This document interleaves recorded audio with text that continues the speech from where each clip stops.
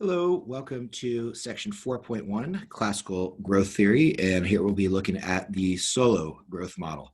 So let's go to the Canvas notes, and we start off here by basically just introducing models of economic growth. And so basically the post-World War II era saw a lot of increasing attention towards the issues that are being faced by developing countries. After World War II, there was something called the Marshall Plan, which is basically the U.S. injected a lot of money into Western European countries to help them rebuild. So part of that was just, to help them out. Also, as sort of a part of the Cold War, where the U.S. wanted to have sort of strong, vibrant capitalist economies to present, an alternative or a sort of first line of defense against Soviet influenced communist countries in Eastern Europe. But essentially, the Marshall Plan was quite effective. And this sort of led to the notion towards a lot of development of economists that, hey, if we just inject a bunch of capital into developing countries, maybe this is what they need to grow and develop. And, there's a little bit of merit to this. If we take a look, for example, at the relationship between this is capital per worker and output per worker, we see a pretty strong and positive relationship. Now, obviously, this is just a correlation. We don't know that this is necessarily a causal relationship. And in fact, it might just be that richer countries can afford to have more capital. But it certainly seems to suggest that there is, something to the notion that maybe poor countries are poor simply because they don't have enough capital. So when we talk about capital, we're talking about, the equipment, the machinery that you need to actually produce output. If we take a look at just developing countries or a subsample of developing countries, we see that this relationship also holds. And we do see a little bit of evidence maybe of some diminishing returns to capital. And so basically what we're talking about here is that the biggest increases in productivity, which is output per worker, are going to be found at the lowest initial levels of capital. And so as you start to increase capital more and more and more, we're seeing smaller and smaller successive gains in productivity. It kind of makes sense. Think about if you're, writing a research paper, adding a computer has a really big impact on your productivity. A second computer, maybe you can kind of multitask, you can do different things. Adding a third computer is probably not doing much at all to your productivity. And so that's basically the idea is that, if you increase capital per worker, that's helping. It's never really hurting your productivity, but the gains are largest at the lowest levels of capital per worker. So we're going to be looking at one particular model of economic growth, and this is known as the Solow Growth Model. And we are not going to go through the full sort of solution, or I'm not going to expect you to know the full solution to this model, but in these notes, I am going to go through the derivation of how to solve it, just because I think it's useful to see where the equilibrium condition that we're going to be using is going to come from. And so just to set up the model, we have a couple of key variables that you should be familiar with. And so we have output, Y, in year T. Y sub T is going to be total output in the country in year T. L sub T is going to be the labor force in the country in year T. And we assume that the labor force is growing at a constant rate N. So that's the population growth rate, which if there's a constant rate of labor force participation is also the labor force growth rate. And so, for example, let's say the labor force is growing by 5% every year. That means that the labor force next year is equal to the labor force this year times 1 plus 5% times 1.05. So it's 5% bigger next year than it is this year. K sub T is going to be the capital stock in year T. I sub T is going to be total investment in year T. So investment basically is money being spent to generate new capital. So, any kind of spending by a firm on new capital equipment is investment. So investment this year turns into capital next year. S sub T is going to be savings in year T. So we assume that total savings is just what's ever left over from total output after we have consumption, and consumption is going to be C sub T. And so that's sort of our equation for consumption is basically it's total output minus total savings. Whatever you don't save, you consume. Okay. Now we are going to be looking at these variables on a per worker basis. This is useful because it allows us to sort of compare countries of different economic size of different populations. And so output per worker is going to be lowercase y sub t, which is going to be total output divided by the labor force. Capital per worker, lowercase k, is going to be total capital divided by the labor force. So this is a really key variable in the Solow model. We call it the capital labor ratio or capital per worker. And then finally, consumption per worker is going to be capital C over L, total consumption divided by the labor force. Okay, so to add a little bit of structure to this model, we are going to assume a relationship between output per worker and capital per worker. So this is what's known as the per worker production function.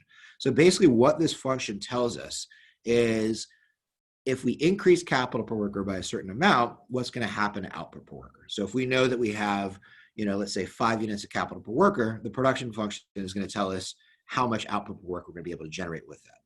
And we're going to assume that this is a function of one variable, capital per worker, and a couple of fixed constant parameters that are going to be country specific.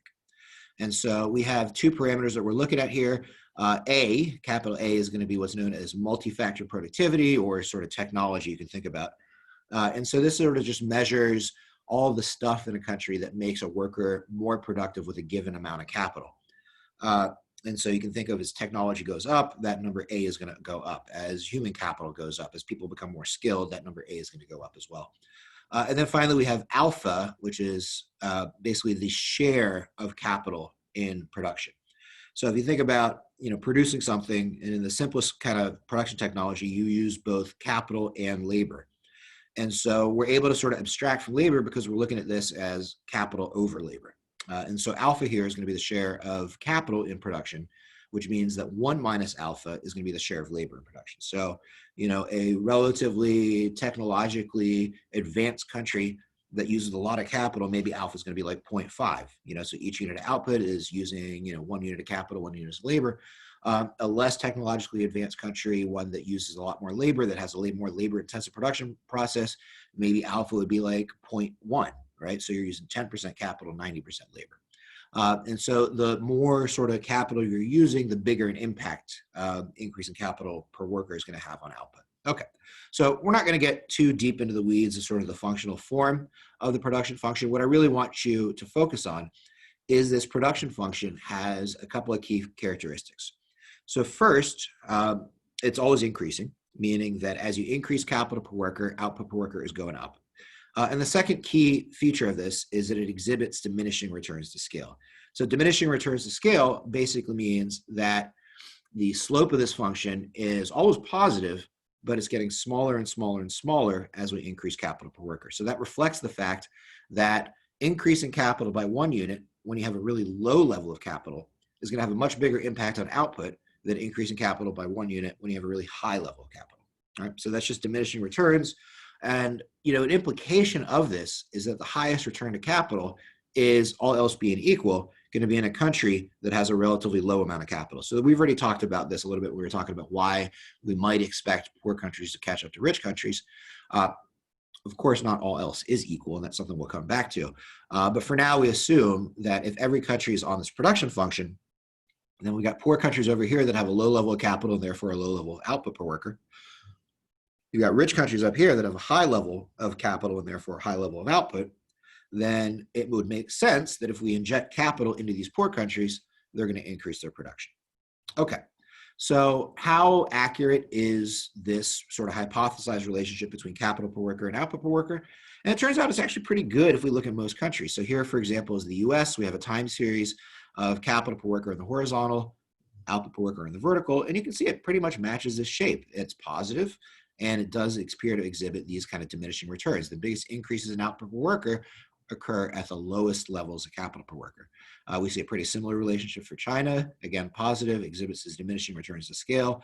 South Korea also shows the same kind of relationship. Things fall apart a little bit if we start taking a look at countries that are real dependent upon natural resources. So a country like Nigeria still looks a little bit, but there's some outliers. A lot of more noise here. It doesn't really fit that sort of line as well as the other countries did. And certainly if we take a look at a country like Saudi Arabia, it doesn't look like there's any kind of relationship that's there. Really the main reason for that is if you take a look at a country like Saudi Arabia, to a slightly lesser extent Nigeria, their output per worker is going to be much more influenced by, for example, the price of oil.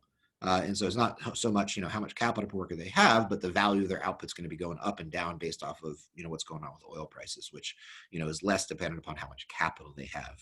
So, this model fits really pretty well for, countries that have well-diversified economies, not so good if we're taking a look at countries that are really resource dependent.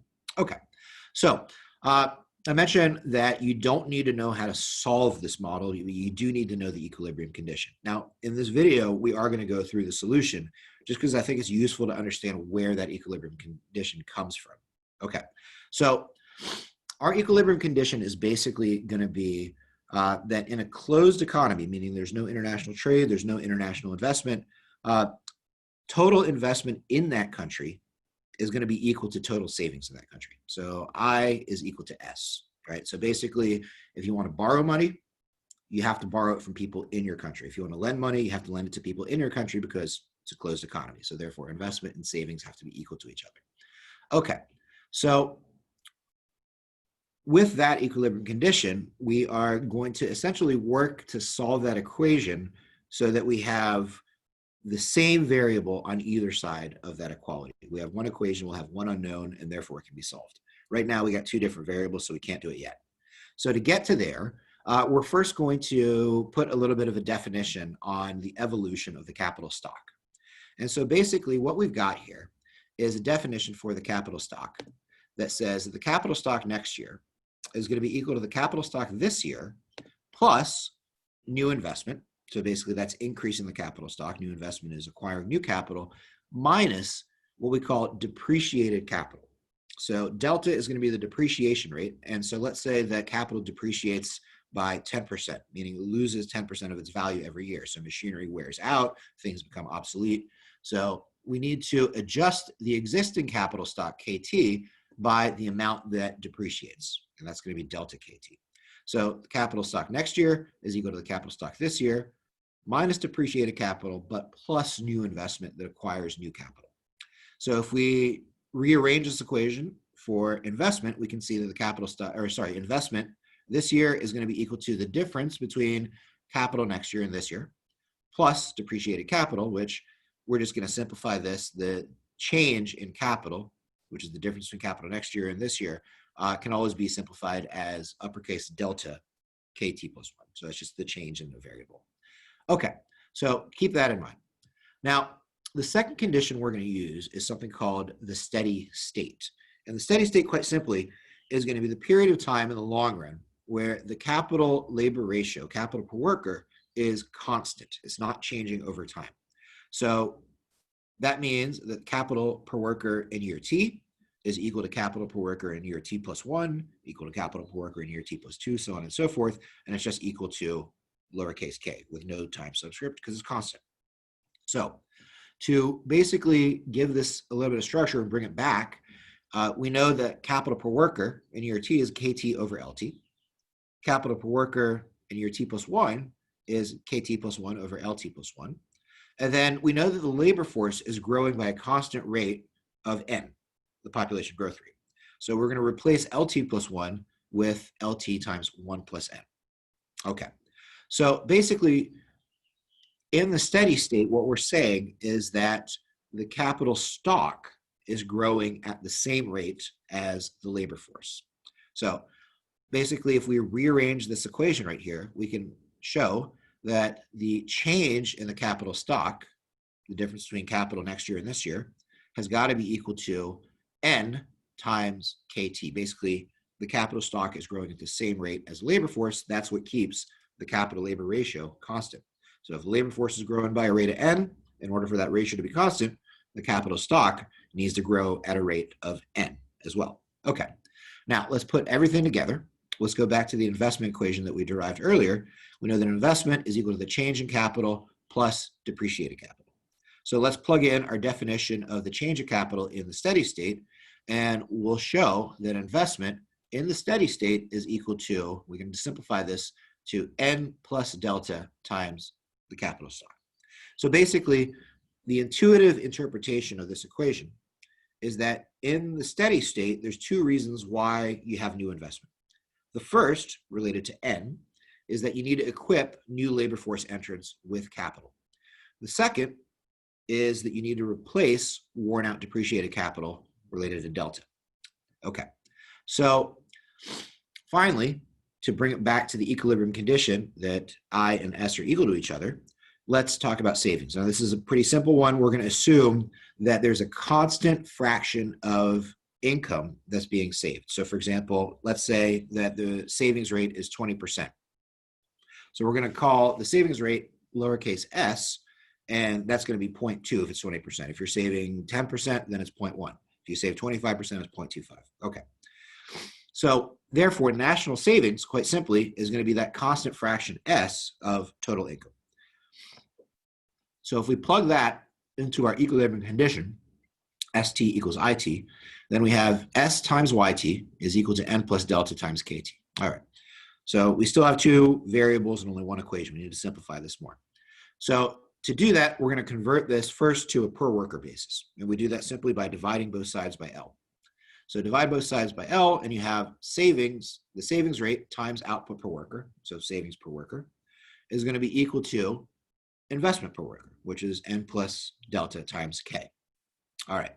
And then the last thing we do to make this model solvable is we recognize that we have a production function. We know that y is equal to a function of k. So we can replace y, lowercase y, with f of k, which is that production function of k. And so now look at this final equilibrium condition, which, again, this is all you have to remember. You don't need to do that whole derivation. The final equilibrium condition is simply that savings per worker, savings times output, and output here is represented by the production function, is equal to investment per worker.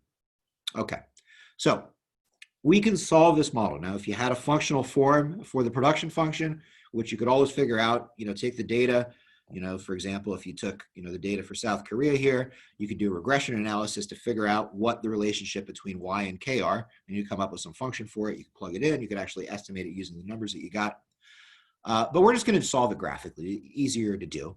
And basically, what we've got essentially are three curves or lines that we're going to put on a graph. The first is going to be the production function, which tells us how output relates to capital per worker.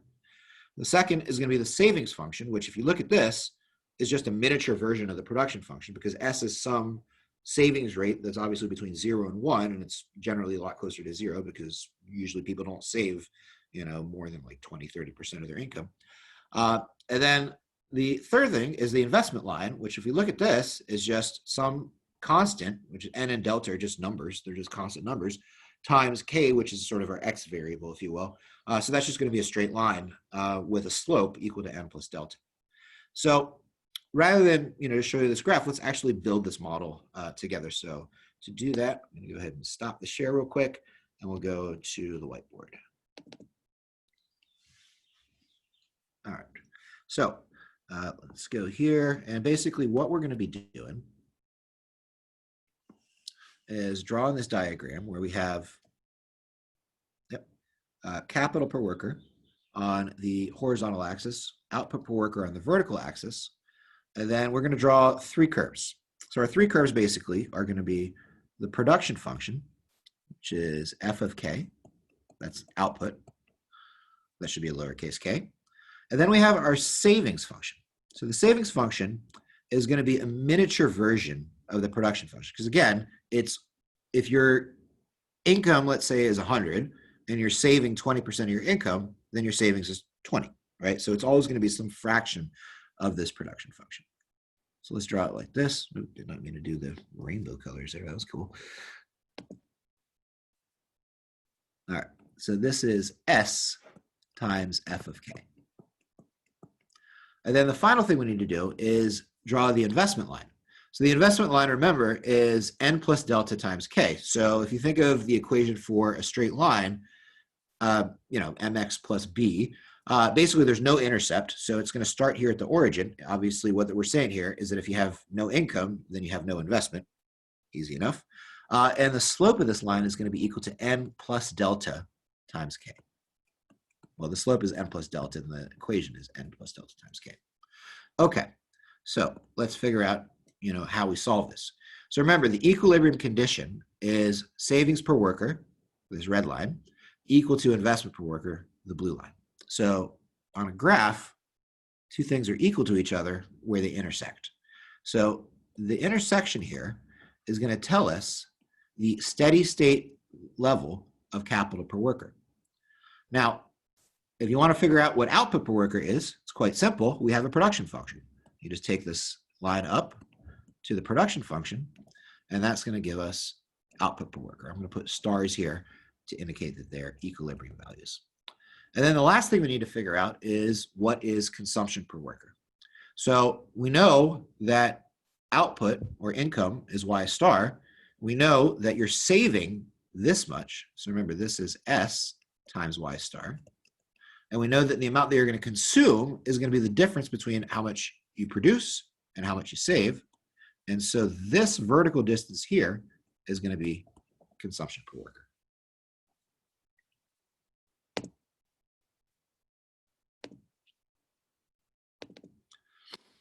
And so just to summarize what we had there, much cleaner version. Basically, you've got the production function, output per worker. We have savings per worker, which is a miniature version of the production function. And then you have the investment line, N plus delta times K. That gives us equilibrium capital per worker. Take that up to the production function to get equilibrium output per worker. And then the difference between output and savings is consumption per worker. So very valuable model for a couple of reasons, because it allows us to sort of think about, well, if we want to increase capital per worker, which in turn is going to increase output per worker and in turn is going to increase consumption per worker, how can we do that? So the model basically gives us 4 ways that we could get to an increase in all 3 of those variables. And it basically comes straight out of the sort of the equilibrium condition, savings per worker equal to capital per worker, or sorry, investment per worker. And so there's 4 ways to do it. The first thing we want to look at is an increase in the savings rate. And so we'll come back, let's turn back and actually draw this together on the whiteboard before we go through the version of the notes.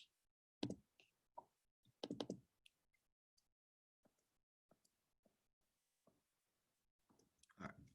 So we've got our diagram here. Again, that's going to be capital per worker, output per worker. We've got our production function. And then we're going to have a savings function, which is a smaller version. And I'm going to put S1 times F of K to indicate that we're going to change the savings rate. And then finally, we have our investment line and plus delta times K. Okay, so we know the equilibrium is going to occur here, where we've got K1, Y1, and then this distance is C1. So the next thing that's going to happen, let's say, is that the savings rate goes up. So an increase in the savings rate, basically what it's going to do is it's going to move the savings function closer to the production function. So let's actually draw that in green. And so basically what we'd show here would be, let's say, S2 times F of K, where S2 is bigger than S1. Okay? And so the new equilibrium is going to occur at the intersection of the new savings function and investment at a higher level of capital per worker, a higher level of output, and though it may not be completely obvious, it is also going to be a higher level of consumption per worker. So if you increase the savings rate, then you are able to increase output per worker and capital per worker and consumption per worker. So intuitively, why you're doing this basically is that people today are saving more, which means that they are giving up a little bit of income now, but in exchange, they're going to have more capital in the future. With more capital in the future, they're going to be able to produce more output and they're going to be able to have more consumption in the future. So again, this is basically just summarizing this. Okay, so the next 2 ways you can do it graphically work exactly the same way, and that is to change the investment line.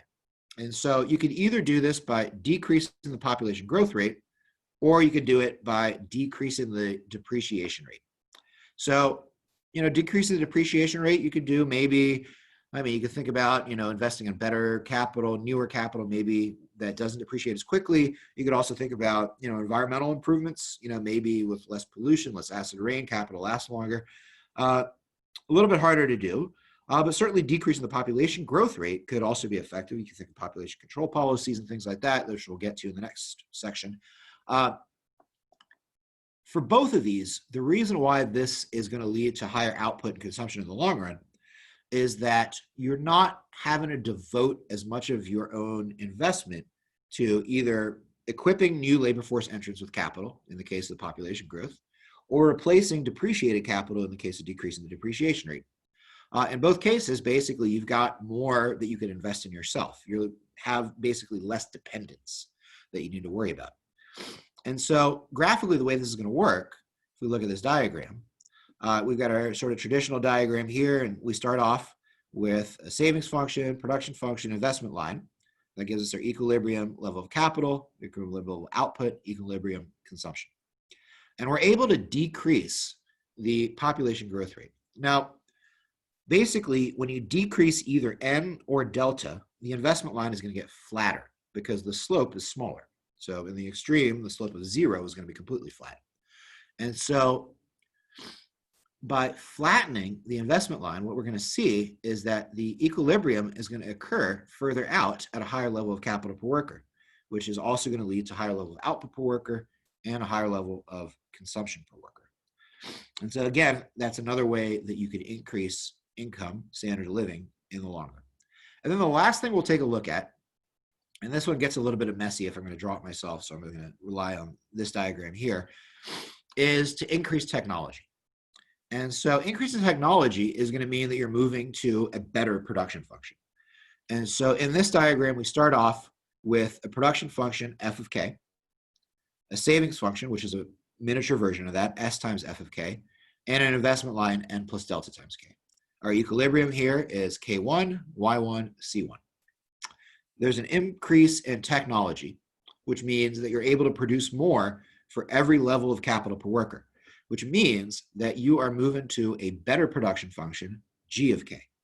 All right, so that's the higher technology production function. Well, if you're able to produce more, you're moving to a higher production function. That means that your savings function is also going to go up because, again, savings is a constant fraction of the production function, so it's a constant fraction of a better production function. You're also going to be saving more at every level of capital.